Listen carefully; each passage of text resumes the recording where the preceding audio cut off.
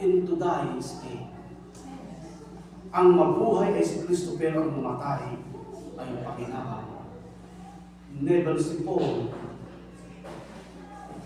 tumakas unless na lamang na sinabihan siya ni Lord, umalis ka muna rito kasi hindi mo pa panahon mamatay. Ay ihubos siya ng basket. Pero hindi si Paul natatakot sa kamatayan, alang-alang sa Panginoon, dahil alam ni Paul na ang kamatayan sa paglilingkod sa Diyos ay kapakinabangan.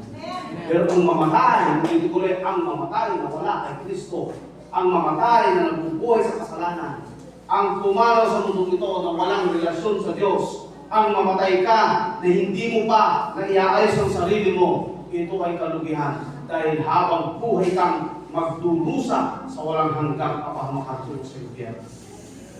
Sabi ng Biblia dito, but suddenly, as before Jesus was standing among them, peace be with you, ang sabi.